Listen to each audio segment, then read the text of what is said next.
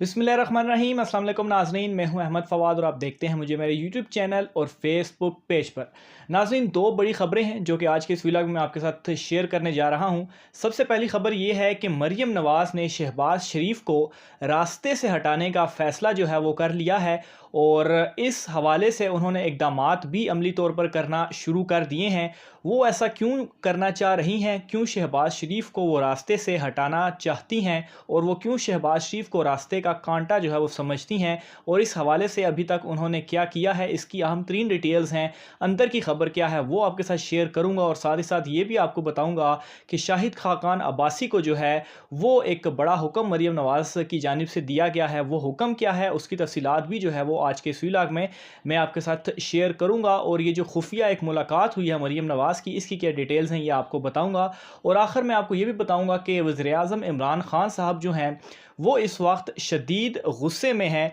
और उन्होंने इस वक्त एक बड़ा फ़ैसला भी कर लिया है जो कि मुल्की सियासत की आगे जो डायरेक्शन है उसे सेट करेगा। क्या फ़ैसला किया है उन्होंने, इस हवाले से भी तफसीलात जो हैं वो आज के इस व्लॉग में आपके साथ शेयर करने जा रहा हूं। तो सबसे पहले मरियम नवाज़ की तरफ आते हैं। तो मरियम नवाज़ ने शहबाज शरीफ को रास्ते से जो है वो हटाना चाहती हैं और इसकी वजह यह है कि नवाज़ शरीफ और शहबाज शरीफ का टेलीफोनिक रब्ता आपस में हुआ है और उस रब्ते के दौरान दोनों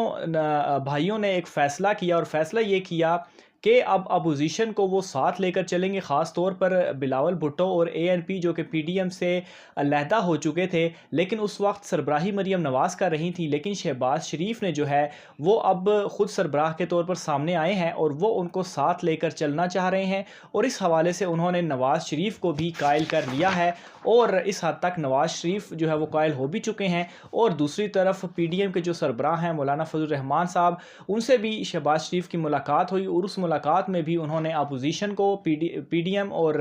एएनपी और बिलावल भुट्टो को जो है वो साथ लेकर चलने का उनकी जानिब से आपस में बातचीत हुई है और एक नई हिकमत अमली जो है वो तय की गई है। लेकिन इस हिकमत अमली में इन तमाम तर चीज़ों में मरियम नवाज़ जो है वो कहीं पर भी नहीं है। इस बात का मरियम नवाज़ को बहुत गुस्सा है और मरियम नवाज़ ने अब ये तय किया है कि वो शहबाज शरीफ को अब साइड लाइन करेंगी और ख़ुद आगे आएंगी और ख़ुद तमाम तर चीज़ें वो देखेंगी और ख़ुद संभालेंगी। ख़ास तौर पर नाज़रीन, अगर मैं कश्मीर इलेक्शन के हवाले से बात करूं जो कि आइंदा माह होने जा रहे हैं, इन इलेक्शंस में भी जो कैंपेन है उस हवाले से भी शदीद इख्तलाफात है, शदीद लड़ाई है मरियम और शहबाज शरीफ के दरमियान कि कौन जो है वो इन इलेक्शंस को लीड करेगा। मरियम चाहती है कि वो करें, लेकिन चूँकि सदर शहबाज शरीफ हैं, सीनियर भी वो हैं, तो वो इसको लीड करना चाह रहे हैं। तो ये रीज़न है कि मरियम नवाज़ उन्हें रास्ते से हटाना चाह रही हैं और जो कुछ पार्लियामेंट में हुआ ये भी प्लान था और ये प्लान ऐसे था कि इस सारी चीज़ों को मरियम नवाज़ जो है वो लीड कर रही थी और उन्होंने अपने हम ख्याल ग्रुप के साथ एक मीटिंग की और उस मीटिंग में उन्होंने ये हुक्म दिया कि पार्लियामेंट का जो इजलास है, जो असेंबली है, उसे चलने ना दिया जाए और वहाँ पर हंगामा आराई की जाए। और ख़ास तौर पर शाहिद खाकान अब्बासी जो कि उनके बहुत करीब समझे जाते हैं,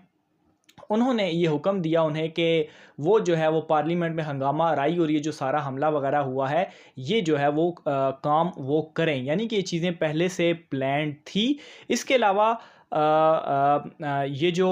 इसका एक सबूत भी अगर मैं आपको देता चलूँ तो ख़ास तौर पर शहबाज शरीफ की मरियम नवाज़ ने ये हुक्म दिया कि शहबाज शरीफ की जो तकरीर है वो ना होने दी जाए। और इसके लिए आज भी जब शहबाज शरीफ आए तकरीर करने के लिए, वो तकरीर कर रहे थे, तो अपोजिशन बेंचेस की जानिब से सैनिटाइज़र की जो एक बोतल थी वो फेंकी गई हुकूमती बेंचेस की तरफ, जिसकी वजह से हुकूमती बेंच के एक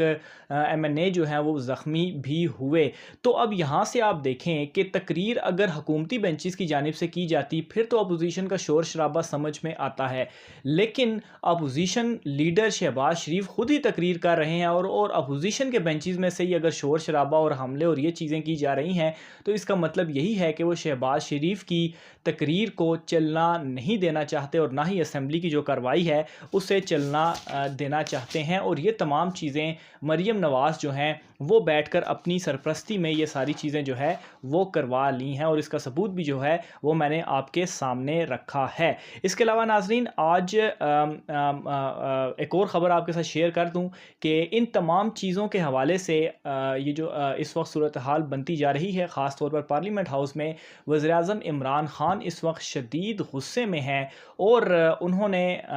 ख़ास तौर पर जो मौजूदा निज़ाम है इसके ऊपर वो शदीद गुस्से में है, क्योंकि 3 सालों से वो कोशिश कर रहे हैं कि इस निज़ाम को बेहतर किया जाए। हालांकि बहुत अच्छे रिज़ल्ट्स भी हमारे सामने आए हैं इकॉनमी के हवाले से, लेकिन ख़ास तौर पर ब्यूरोक्रेसी जो है वो मामलात में काफ़ी ज़्यादा टांग जो है वो अड़ा रही है। इस हवाले से और साथ में एक और चीज़ कि जो एहतसाब का एक अमल था वो उस तरह से स्पीडी नहीं चल रहा। ख़ास तौर पर शहबाज शरीफ के जो मुकदमात हैं वो इस वक्त एहतसाब अदालतों में जजेस ना होने की वजह से वो रुके हुए हैं। इसके अलावा जो दीगर एहतसाब के जो मुकदमात चल रहे हैं वो उस तेज़ी के साथ नहीं चल रहे। इस चीज़ का भी इमरान ख़ान को काफ़ी गुस्सा है। अब वो निज़ाम को दुरुस्त करने के लिए और इन इन मुश्किल हालात से निकलने के लिए उन्होंने एक फ़ैसला जो है वो कर लिया है, और वो ये है असम्बलियाँ तहलील करने के हवाले से। वो जो है